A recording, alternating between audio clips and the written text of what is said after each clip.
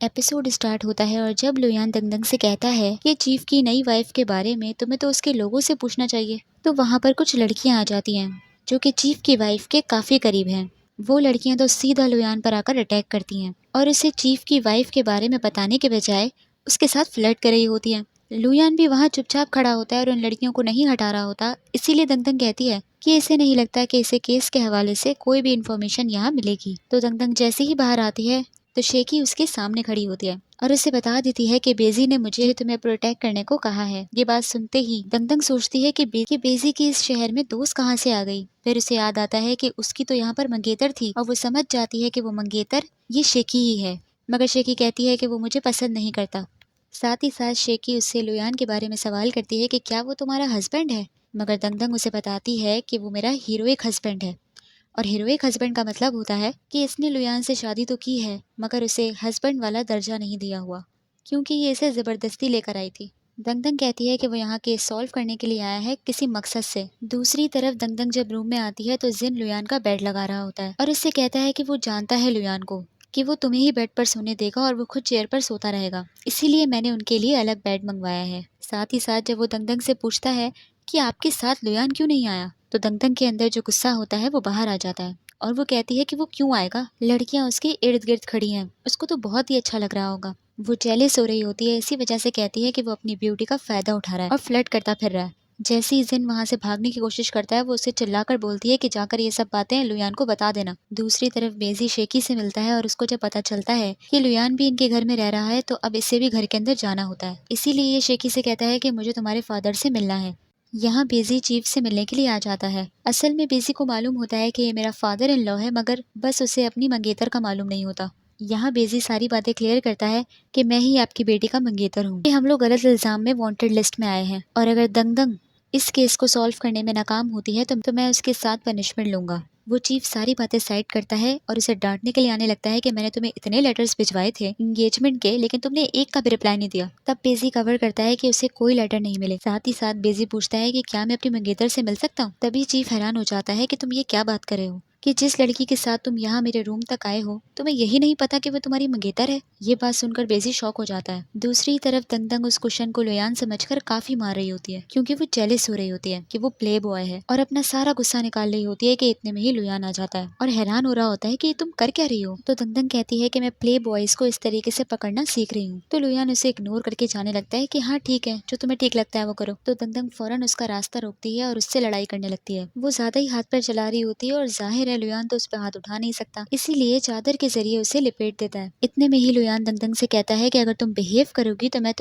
तुम्हें magic use करना सिखाऊंगा। लुयान जैसे ही उसे मैजिक सिखाने ही लगता है कि इतने में वहाँ पर कैप्टन आ जाता है और इससे कहता है कि चीफ ने ऑर्डर दिया है कि आपको जल्द से जल्द उनकी न्यूली वाइफ को ढूंढना है। दूसरी तरफ बेसी थोड़ा ऑकवर्ड हो जाता है शेकी के सामने आते हुए। शेकी उसे बताती है कि मैंने तुम्हें सच्चाई इसलिए नहीं बताई थी कि कहीं तुम मुझे अवॉइड न करने लग जाओ, और साफ उसको कह देती है कि वो उसे पसंद करती है। जैसा कि बेजी ने कहा था कि अपनी सारी जिंदगी आप ऐसे इंसान के साथ नहीं बिता सकते जिसको आप पसंद ही ना करते हो, इसीलिए शेकी भी उससे यही बात कहती है कि मैं भी तुम्हारे बिना नहीं रहना चाहती। शेकी कहती है कि हम दोनों की सिचुएशन सेम है, मैं तुम्हें पसंद करती हूँ, तुम किसी और को पसंद करते हो और जिसको तुम पसंद करते हो वो भी किसी और को पसंद करती है। दूसरी तरफ दंगदंग चीफ की वाइफ के लिए थोड़ा परेशान होती है कि आखिर वो होगी कहाँ, तो उसे वहाँ चीफ की वाइफ की कैट नजर आती है। दंगदंग को शक होता है कि कहीं ये कैट ही तो वो न्यूली वाइफ नहीं, इसीलिए लुयान अपनी पावर्स के जरिए ये चेक करने की कोशिश करता है मगर नाकाम हो रहा होता है, क्योंकि लुयान को पता चल जाता है कि इस कैट की बॉडी में पहले से ही कोई मौजूद है। लुयान अपनी पावर्स के जरिए उसे बाहर लाने की कोशिश करता है तो चीफ की न्यूली वाइफ बाहर आ जाती है और वो बहुत ही ट्रांसपेरेंट टाइप हो जाती है, ब्लर हुई भी होती है। यहाँ ये इन लोगों को सारे मिसिंग केसेस के बारे में बताती है कि जितने भी स्पिरिट कनाल वाले जो गायब हो रहे हैं उनकी हालत ऐसी क्यों हुई। असल में मिस्टीरियस मार्केट में एक स्पिरिचुअल वॉर्म नाम की चीज आती है और इन सब स्पिरिट कनाल वालों को ये बताया जाता है कि इसे खाने से इनकी एनर्जी और इंक्रीज हो जाएगी, ये और स्ट्रॉन्ग हो जाएंगे। इसी लालच में ये सारे स्पिरिट कनाल वाले जो मिसिंग हैं वो सारे वो दवाई खरीद लेते हैं और जैसे ही वो लोग ये दवाई खाते हैं तो बैकफायर हो जाता है। इससे इनकी एनर्जी इंक्रीज तो नहीं होती मगर डिक्रीज जरूर हो जाती है, यहाँ तक कि ये अपनी सारी पावर खो देते हैं और इंसानी शरीर भी। वो दवाई इन्हें आहिस्ता आहिस्ता खाए जा रही होती है, जिससे कुछ स्पिरिट कनाल वालों की तो डेथ भी हो चुकी है और कुछ लोग एनिमल्स के शरीर में जाकर अपने आप को प्रोटेक्ट कर रहे होते हैं। मगर इस तरकीब से भी ये लोग ज्यादा दिन तक सरवाइव नहीं कर पाएंगे। लुयान जब इससे पूछता है कि ये दवाई मिस्टीरियस मार्केट में कौन बेच रहा था, तो वो कहती है कि इसने ये दवाई बार शॉप से ली थी, मगर ये दवाई बनाई किसने है और बेच कौन रहा है इतना ये नहीं जानती। लुयान उस स्पिरिचुअल वर्म के बारे में जानने के लिए उसकी बॉडी से चेक करने लगता है, मगर वो दवाई तो इतनी खतरनाक होती है कि वो लुयान की एनर्जी भी अपने पास ले रही होती है। दंगदंग उस कैट को उठाकर उसी एनिमल्स के साथ रख देती है। लुयान समझ जाता है कि वो वर्म इनकी एनर्जी को काफी जल्दी खा रहा है, इसीलिए लुयान अपनी पावर्स के जरिए इनके लिए कोई प्रोटेक्शन बना देता है, जिससे इनकी एनर्जी खत्म होने की स्पीड कम हो जाएगी। और दंगदंग से कहता है कि अगर ये इस प्रोटेक्शन से बाहर आए तो 4 घंटे से ज्यादा ये लोग जिंदा नहीं रह पाएंगे। कि लुयान को मिस्टीरियस मार्केट जाकर इस दवाई का भी पता लगाना होता है और इन एनिमल्स को भी प्रोटेक्ट करना होता है। इसीलिए दंगदंग कहती है कि ये सब तुम अकेले नहीं कर सकते, मुझे तो मैजिक सिखा दो ताकि मैं तुम्हारी हेल्प कर सकूं। तो लुयान उसे एनर्जी यूज करना सिखाने लगता है, मगर जाहिर है कि पहले ट्राई में तो उसे पावर्स यूज करना कभी नहीं आएंगी। वो बार बार ट्राई करती रहती है, मगर उसके अंदर से कोई एनर्जी नहीं निकलती। लुयान समझ जाता है कि दंगदंग वो साइन सही से नहीं बना रही है, इसीलिए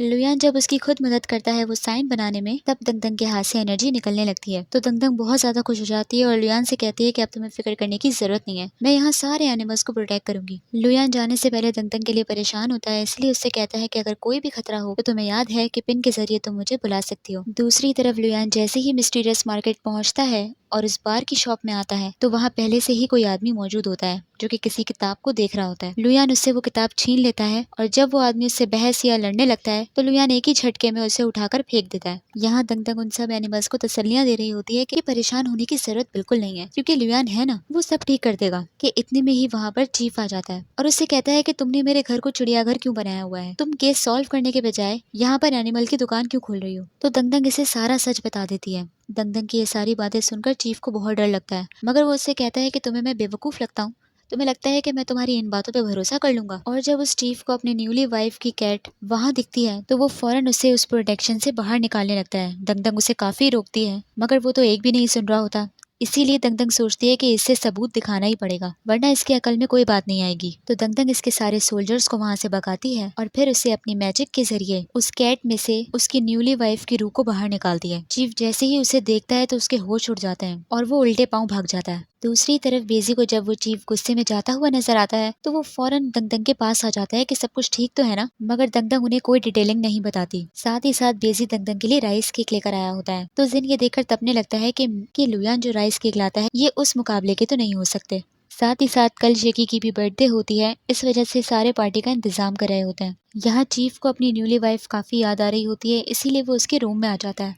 दूसरी तरफ दंगदंग को लुयान की फिक्र होती है कि इतना टाइम हो गया वो अभी तक आया क्यों नहीं। कि इतने में ही पीछे से लुयान आ जाता है और उससे बताता है कि बार का जो ऑनर है उसकी डेथ हो चुकी है, मगर लुयान कहता है कि उस ऑनर की बॉडी के पास इसने किसी को वहाँ देखा था और लुयान को शक है कि उसी ने उस ऑनर को मारा होगा। इसीलिए लुयान उस आदमी को ले आता है और स्टोरेज रूम में बंद कर देता है। यहाँ ये लोग अपनी पूरी तैयारी के साथ सारे वेपन्स के साथ उसके कमरे में पहुंच जाते हैं, यहाँ तक कि बेजी उसे लात भी मार देता है उसका कपड़ा हटाने से पहले। मगर जैसे ही वो कपड़ा हटाता है तो पता चलता है कि वो दंगदंग का फादर होता है। दंगदंग ये देखकर हैरान हो जाती है कि आप इतने दिनों से कहाँ गायब थे। दंगदंग को याद नहीं होता कि लुयान ने यहाँ लेकर आया है, तो वहाँ वो चिल्ला रही होती है कि किसकी इतनी हिम्मत हो गई कि उसने मेरे फादर को इस तरीके से किडनैप किया। दंगदंग का फादर साफ लुयान पर इशारा करके बताता है कि ये इसी ने मुझे किडनैप किया है। तो लुयान परेशान हो जाता है कि मुझे नहीं पता था कि ये तुम्हारे फादर है। यहाँ दंगदंग के फादर को बिल्कुल भी लुयान पसंद नहीं आ रहा होता और वो बार बार दंगदंग से कह रहा होता है कि ये बिल्कुल अच्छा नहीं है, तुमने इससे शादी क्यों की। और इससे कहता है कि लुयान कोई आम शख्स नहीं है, ये मॉन्स्टर है, और कहता है कि इसे छोड़ दो, मैं तुम्हें इससे ज्यादा अच्छा शख्स ढूंढ के दूंगा। मगर दंगदंग तो लुयान की तारीफें शुरू कर देती है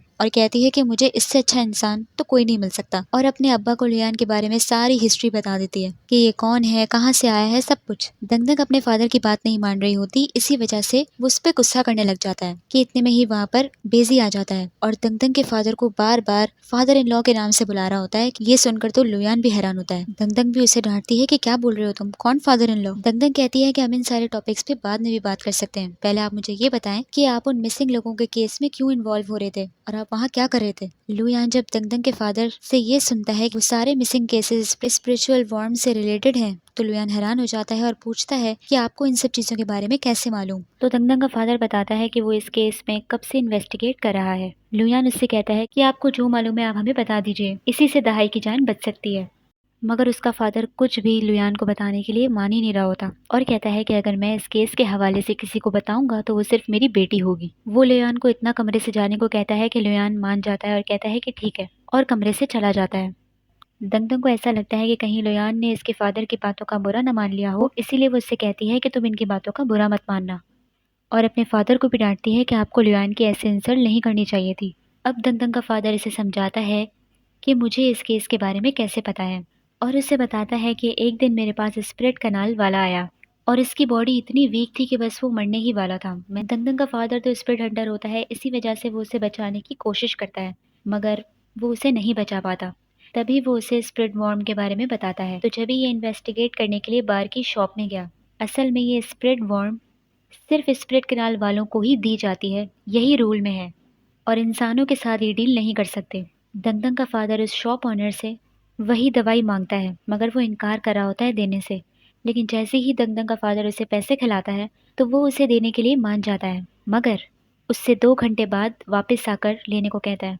दंगदंग के फादर को अच्छे से पता होता है कि ये अपने और लोगों से भी ज़रूर पूछेगा, इसीलिए वो उसकी शॉप के बाहर ही छुप जाता है ताकि उस ऑनर की हर हरकत पर नजर रख सके। थोड़ी ही देर बाद वो अपनी बार शॉप क्लोज कर देता है और हर शॉप का क्लोज होने का साइन ये ब्लू लैंटर्न होती है। दंगदंग को ऐसा लगता है कि शायद ये ब्लू लैंटर्न ही इनका सिग्नल होता होगा और तभी ये स्प्रेड कनाल वालों को वो दवा बेचते होंगे। कहानी सुनाने के बीच में ही उसके फादर को खुजली होने लगती है, तो बेजी फौरन कहने लगता है कि मुझे लगता है कि आपको नहा लेना चाहिए।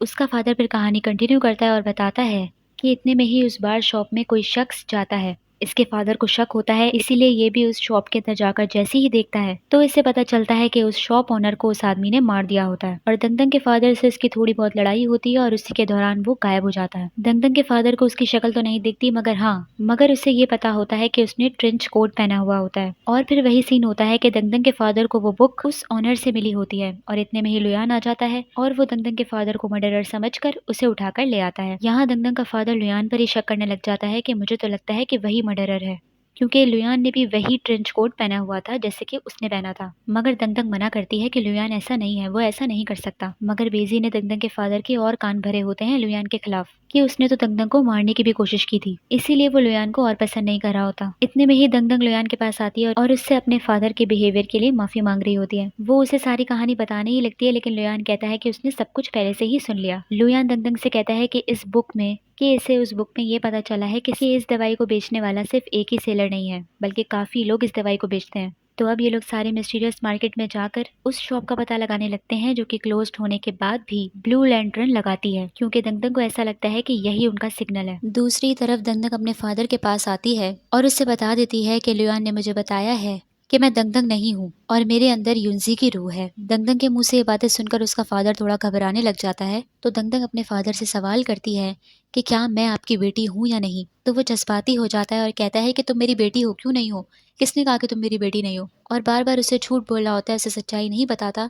तो दंगदंग उसे अपनी एनर्जी दिखाती है कि अगर मैं आप ही की बेटी हूँ तो फिर ये सब क्या है। ये बात सुनने के बाद दंगदंग का फादर उसे सच्चाई नहीं चुप और उसे बता देता है कि हमारी खुद की बेटी की तो बचपन में ही डेथ हो गई थी और तुम हमें वहाँ अकेली नजर आई तो हमने तुम्हें अडॉप्ट कर लिया। दंगदंग कहती है कि मुझे कोई फर्क नहीं पड़ता मैं जो भी हूँ, मगर मैं हमेशा आपकी बेटी ही रहूंगी। और साथ ही साथ दंगदंग को ये भी समझ आ जाता है कि लुयान पहले दिन से सही था, और इतने में ही दंगदंग वहाँ से जाने लगती है क्योंकि उसे लुयान के साथ वो केस इन्वेस्टिगेट करना है। और जब उसका फादर उसे रोकने की कोशिश करता है तो वो साफ कह देती है कि मैं लुयान को अकेला नहीं छोड़ सकती, क्योंकि वो इतना खूबसूरत है, अगर वो किसी और के साथ भाग गया तो इसीलिए मुझे उसके साथ जाना है। दूसरी तरफ दंगदंग को अपने ही स्ट्रॉन्ग होल्ड के लोग नजर आते हैं। वो सोचती है कि ये लोग यहाँ क्या कर रहे हैं। इतने में पता चलता है कि उसके किंग क्वीन स्ट्रॉन्ग होल्ड के सारे लोग और उसका अंकल सब युंगदो पहुंच जाते हैं, क्योंकि इन्हें जब पता चलता है कि दंगदंग और दहाई वांटेड लिस्ट में है तो ये उसे बचाने के लिए आ जाते हैं। कि इतने में ही वहाँ पर दंगदंग आ जाती है और दंगदंग उन्हें सारी कहानी समझा देती है। दंगदंग अपने अंकल को इस युंगदो में रहने का कहती है और बाकी सबको यहाँ से जाने का कहती है। इनका यहाँ आना एक बहुत बड़ा वेस्ट हो जाता है। दूसरी तरफ ये लोग इंतजार कर रहे होते हैं कि कब लैंटर्न लगेगी और ये अपना केस स्टार्ट करें,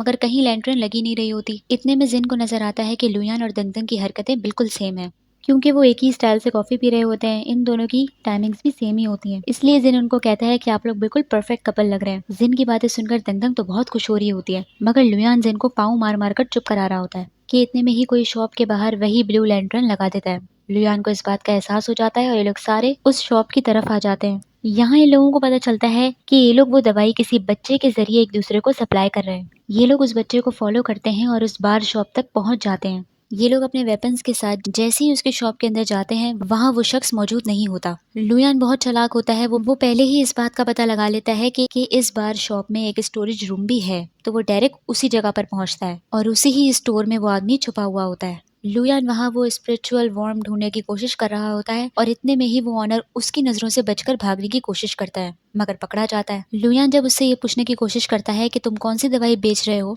तो वो साफ इनकार कर देता है और स्पिरिचुअल वॉर्म के बारे में तो बिल्कुल ही इनकार कर देता है कि मैं तो इस किस्म की कोई चीज यहाँ नहीं बेचता। इतने में वहाँ दंगदंग भी पहुंच जाती है और ये लोग इससे उगलवाने की कोशिश कर रहे होते हैं। जिन कहता है कि ये तो कुछ बताएगा नहीं, इससे बेहतर है कि हम इसकी शॉप में जाकर चेक करें, क्या पता स्पिरिट वॉर्म्स वहाँ पर अभी भी मौजूद हों। जैसे ही ये लोग इस इरादे से वहाँ जाने लगते हैं, उसकी पूरी दुकान में आग लग जाती है। दूसरी तरफ आज शेकी की बर्थडे भी होती है और आज केस सॉल्व होने का आखिरी दिन भी होता है। साथ ही साथ शेकी बता देती है कि बेजी उसे पसंद नहीं करता, तो इसीलिए आपको हमारी शादी के बारे में नहीं सोचना चाहिए। और ये सब कहने के लिए बेजी ने ही शेकी को कहा होता है और उससे कह देता है कि वो बचपन से दंगदंग को पसंद करता है और उसे बताता है कि मैं कल मेंशन छोड़ के चला जाऊंगा और मैं चाहता हूँ कि तुम मुझे भूल जाओ और अपनी नई जिंदगी स्टार्ट करो। दूसरी तरफ शेकी की बर्थडे पार्टी स्टार्ट हो जाती है और इतने में ही वहाँ पर लुयान और दंगदंग उस स्प्लिट कनाल वाले को ले आते हैं। दंगदंग उस चीफ से कहती है कि यही असली मुजरिम है। वो चीफ बड़ा चालाक होता है। वो दंगदंग से कहता है कि तुमने बहुत अच्छा काम किया, मगर सबूत कहाँ है? मुझे कैसे पता चलेगा कि ये असली मुजरिम है या नहीं? क्या पता तुमने राह चलते इंसान को पकड़ लिया हो। चीफ कहता है कि इस बर्थडे पार्टी में मेरा बॉस भी आया हुआ है, मैं उसे क्या जवाब दूंगा। लुयान उससे कहता है कि सबूत मिल जाएगा, बस आप हमें इंटेरोगेशन रूम दें ताकि हम इसके मुंह से सच उगलवा सकें। चीफ इनको इंटेरोगेशन रूम देने के लिए मान जाता है और कहता है कि जब तक सबूत नहीं आएगा वो दहाई को नहीं छोड़ेगा। दूसरी ही तरफ इन लोगों ने उस ऑनर को बांध दिया होता है और अब दंगदंग अपने सारे वेपन्स तेज करने लग जाती है। दंगदंग को मालूम होता है कि ये स्पिरिट कनाल वालों के कान कुछ ज्यादा ही बड़े होते हैं और ज्यादा शोर शराबा तेज आवाज ये लोग बर्दाश्त नहीं कर पाते। तो दंगदंग और बेजी सारे स्पीकर्स और सारे अलार्म उसके कान पर बजाने लग जाते हैं, जिसकी वजह से उसे इतना टॉर्चर होता है कि वो उनसे कहता है कि मैं कुछ बताना चाहता हूँ, मगर अभी भी वो इस बात को एक्सेप्ट नहीं करता कि वो स्पिरिट वॉर्म्स बेचता है और यही कहता है कि मिस्टीरियस मार्केट में कोई और बेचता है, मैंने भी सुना है। लुयान समझ जाता है कि ये झूठ बोल रहा है क्योंकि लुयान उसी की शॉप से वो स्पिरिट वॉर्म लेकर आ जाता है। लुयान कहता है कि अब तो सबूत तुम्हारी आंखों के सामने है, कब तक तुम झूठ बोलते रहोगे। लुयान जब उससे पूछता है कि तुम किसके ऑर्डर फॉलो कर रहे हो, और मगर वो मना करता है कि ये सब मेरा खुद का बिजनेस है,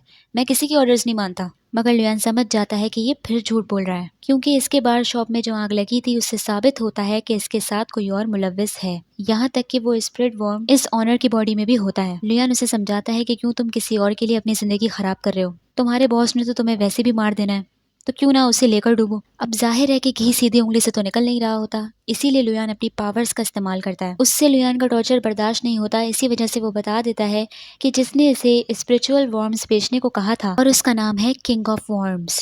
मगर जाहिर है उस शख्स का नाम किंग ऑफ वॉर्म्स तो होगा नहीं, इन सारे स्पिरिट कनाल वालों ने उसका नाम ये रखा होता है क्योंकि स्पिरिचुअल वॉर्म्स का ऑनर वो होता है और सब उसी के ऑर्डर पर चलता है। साथ ही साथ ये ऑनर ये भी बताता है कि मैंने किंग ऑफ वॉर्म्स की शक्ल कभी नहीं देखी, वो सिर्फ ट्रेंच कोट में आता है और जब वो चलता है तो उसके इर्द गिर्द अजीबो गरीब आवाजें आ रही होती हैं और इससे ज्यादा वो नहीं जानता। लुयान की पावर्स इतनी स्ट्रांग होती हैं कि उसकी पैंडी गीली हो जाती है। तब जाकर इन लोगों को यकीन आता है कि ये लगता है कि इसे सिर्फ इतना ही पता है। यहाँ इन लोगों को सबूत तो मिल ही जाता है, तो ये लोग इसे ही पुलिस के हवाले करने का पूरा प्लान कर लेते हैं। मगर दंगदंग कहती है कि दहाई को छोड़ने के बाद हम इस केस को पूरा सॉल्व करेंगे। दूसरी तरफ दंगदंग का फादर लुयान को देखकर अभी भी मुंह ही बना रहा होता है। अब यहाँ दंगदंग प्लान करती है कि जैसे ही दहाई छूटेगा तो ये लोग वापस अपने स्ट्रॉन्ग होल्ड जाएंगे। मगर लुयान दंगदंग से कहता है कि तुम पहले वापस चली जाना, मैं कुछ दिनों यहाँ और रुकूंगा। मगर दंगदंग का फादर उसे फौरन मना करता है कि तुम क्यों आओगे, तुम स्ट्रॉन्ग होल्ड में वापस नहीं आओगे, और उससे कहता है कि अब तुम दंगदंग को भूल जाओ।